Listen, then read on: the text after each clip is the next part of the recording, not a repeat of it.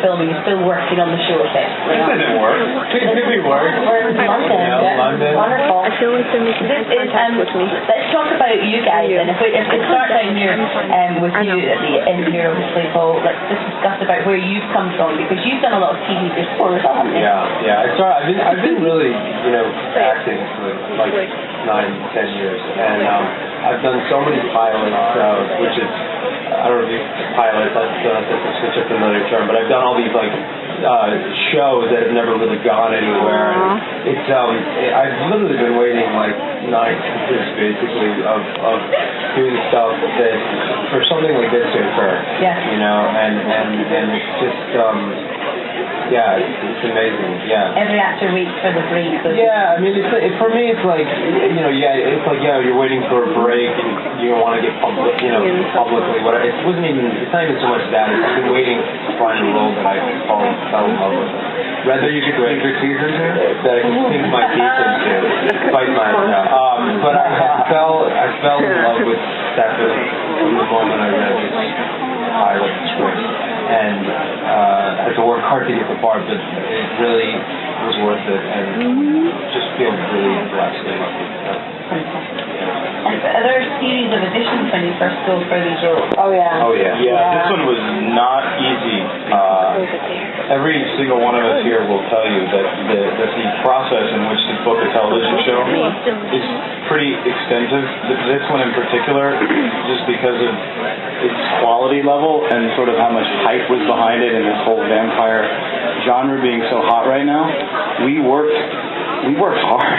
It was like 10 days of hell to get this show. It's a process. You start with the first audition, then you have to meet with the director, then you have to meet with the producers, then you have to meet with the studio, and then the network, and then you have to meet, pair all of us together and see if we have chemistry. And then you may have to do that again and over again. Yeah. It's a long process. It's a long process. It's a lot of it. Convinced a lot of people. Well, you obviously convinced them all very well, because you all got the roles, and we're really pleased, because you're brilliant in the series, aren't you? Thank you. Yeah. And you've done a lot of television as well, haven't you, Nina? I've done stuff for a bit, yeah. Yeah. I can't believe you're only 20. Yeah. Isn't that crazy? You've done tons of television, and movies as well. It's good. I've been really lucky. I've only been in the business for 4 or 5 years now, but in that time I've done quite a lot. I was on another series called The Crafty, and this is my first American TV show. So it's really exciting. Yeah, and I'm really lucky too, because you guys will see later, it's not until probably halfway through, but I get to play 2 characters. Yes, you do. I get to play Elena, who's like the good girl, and then Catherine, who's the woman that they had fallen in love with 150 years ago. Kind of taught Damon all of his tricks. She taught him everything, and she's basically like a crazy psycho narcissistic Female version of Damon. This means you have love scenes with guys, then? Both of them, sometimes in the same day. Yeah, in the same set. It's really, really hard. Poor girl. Bummer. But it's part of the job, so I have to do it. Yeah. It would probably quite enjoyable. That's just me anyway, but there we go. I hear Paul's a better kisser than I am, though. Oh, really? Yeah. Oh, well. I don't think it's talent. I'll practice. Yeah. Nina, what would you say on that front? I don't think it's talent. No, you don't. I don't know. And Ian, we've seen you on TV a lot as well, and Lost as well. I remember. Happens, I guess. How did filming on this series compare to being in Hawaii? You know what's crazy? They're both equally, I've said this over and over again, Lost was definitely the most profound and wonderful experience I ever had in my life. Yeah. And this one equals that. The group of people that we have, the quality of the work, and the success of the show all sort of parallel that feeling to Lost. So that's a heavy statement, and I'm really happy to say it. No, well, I think what we should do now is open the questions up to you guys. Does anyone have a question? That's a stupid question, isn't it? Someone is like, okay, down the end there, what would you like to ask? you Well, want? let's get my microphone so we can hear you. Would For each of you, what was your kind of inspiration behind each of your roles? So how did you create your Do you characters? want me to ask you enjoy doing Oh, I guess it's going to go back down this way. To be honest with you, Damon was such a sort of kooky, funny guy.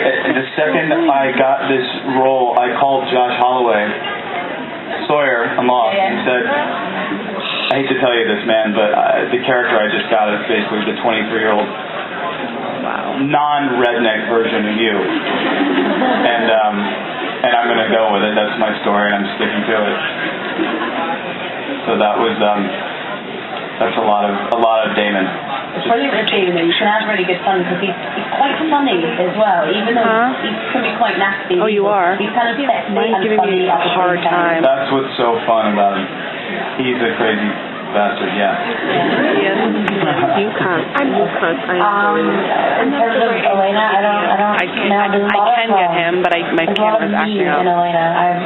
I'm just a girl who tries to deal with day-to-day, and unfortunately, thankfully I don't have the same history, and I have broken parents, everything's all good, but she's gone through a lot of tragedy, and so it's just, I couldn't say exactly who the inspiration is. It's just sort of been a lot of me. And then when it comes to Catherine, everybody has a little bit of a crazy, bad, and evil part of themselves, and I just think that... I'll walk you through that. Yeah, I take a lot from him. Just hang out with you one night. Basically. So drinking. Yeah, yours is better. For me, we had the books, so I read the books, and so obviously tried to base a lot of that, a lot of Stefan. And then Stefan is an outsider, so for me, without getting deep and, lame, I just kind of thought back to my childhood and life and thought when I felt like an outsider and when I felt kind of like the oddball, and thought about high school and how I went to 3 different high schools and all these odd moments growing up, and I kind of was able to draw from that a little bit. So, with myself, No, I wasn't enough. that's not a stab. I'm not feeling sorry for myself. No, you know what I mean? It was I'm trying to make the friends. That's still a cool guy. Why did you keep changing schools? I just, I got kicked out. I was kind of a troublemaker. I wasn't like some low-key guy who got picked on. I was troublemaker with the teacher, so... No, I don't believe... Really the opposite of Stefan. Yeah, I was just about to say. But you should be playing Damon now. Yeah. Well, I auditioned. No, you shouldn't. Yeah. No, you shouldn't. I didn't get it for a reason. Okay, so I've got a question. Oh, right down here at the front. First of all, happy birthday, Ian. Thank you. Thank you. Your birthday last week. It was 3 days ago. You did celebrate? I've celebrated enough. It's been fun. Come celebrate. What are you most proud of with your characters? Like, to deal with situations, what do you find most inspiring about them? You know what? Actually, a great deal. So I'll make it really super fast. If you can imagine you're 155 years old. You're forced to walk around humanity as a normal person. However, every one of your senses is amplified times 10,000. You're constantly starving for blood, and you're forced to live amongst all of us as if you're normal. Imagine how much of a pain in the ass that would be. These characters have overcome so much in their lives. They've dealt with so much, and they're balancing it. It's a balancing act, and I think that's really, really a cool thing to play. I think it's a really cool thing to respect, and it's fun. Did you fix it? I don't know what I did. Perfect. Does anyone else got one? Yes, down the front over there. You envy vampires for anything. Huh? Say that. Envy. Yeah. No.